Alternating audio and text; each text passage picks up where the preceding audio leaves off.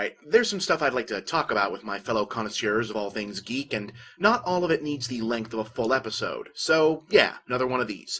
My nerds, my geeks, my fanboys, my fangirls, lend me your ears for this sampler-sized portion of my mundane musings.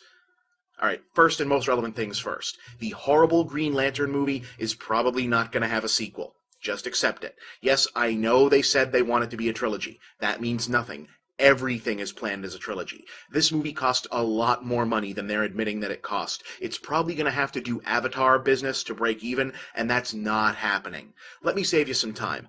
Everyone involved is going to say, oh yeah, we're going to make a sequel for like the next few months. Then someone big is going to announce they won't be back. Probably the director. Then the main actors are going to start lining up other projects and getting evasive in interviews. Year or so is going to go by, there won't be any movement. Eventually some of the lesser involved actors will start saying things like, well, nobody's talked to me about it, or I really don't know, and the writing will be on the wall. If they do make another Green Lantern this decade, it'll be a top-down rebuild like the Hulk was. Or if Warner Brothers makes a Justice League movie with new actors, and even then I would not expect him to play a big part.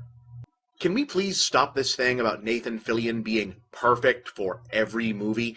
Because he isn't. And also, the reason he's not going to play whatever superhero game character or whatever sort of genre film lead people are obsessed with him playing this week has way less to do with how many people signed your petition than it does with him being a 40-year-old TV actor whose one big feature movie nobody but you and me went to see. Yeah, look, I love Firefly, I love Serenity, he's a good actor, but gang, I'm 30 years old, and I've already been on this ride back when it was Bruce Campbell. I understand. It's kinda rare that actors who look like they could have been figure models for old-school archetypal hero guys are actually into those kind of roles, and you want it to work out, but settle down. The dude's doing just fine. And if and when he does get one of these big franchise lead parts, it's not gonna be because you wrote an angry letter to some producer.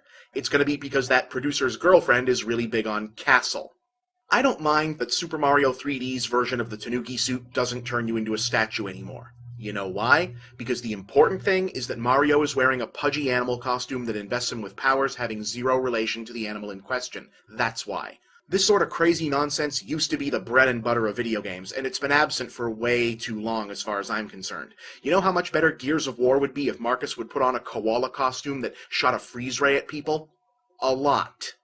The Dark Knight Rises is probably going to disappoint you. That's not to say it won't be a good movie, just that it's going to be received as a disappointment because there will be no way for anyone to avoid comparing it to The Dark Knight, and The Dark Knight is not going to happen twice. Dark Knight was lightning in a bottle. Everything was already lined up just right for it to be a big movie, everyone was already super excited, and then Heath Ledger up and dies out of nowhere, and suddenly now it's like the last will and testament of this great actor who's left us too soon. That's just way too much event to ever happen again in the same series. It's probably going to be good, hell, it'll probably even be great, but it's not going to recapture that I'm part of a worldwide phenomenon feeling the last one gave you. Everyone's going to be making the Empire versus Jedi comparison. Just deal with it now and get it over with.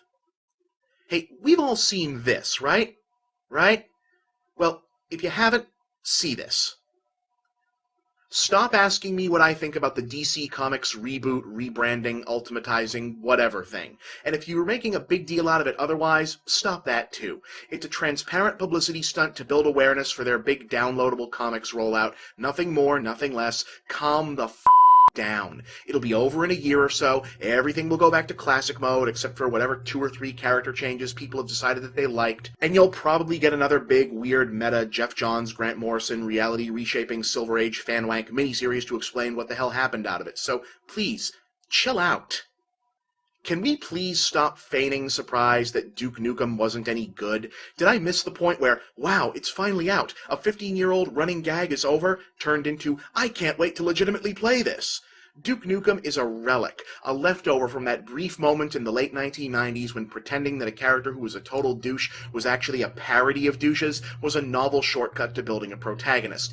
I get the archaeological aspect of just wanting to see the damn thing, and yeah, it's kinda cute to see GameStop accepting decade-old reservation tickets, but come on now, being legitimately, unironically excited for a new Duke Nukem is like getting excited for a revival of Youngblood. Perspective, people. I'm Bob, and that's the big picture.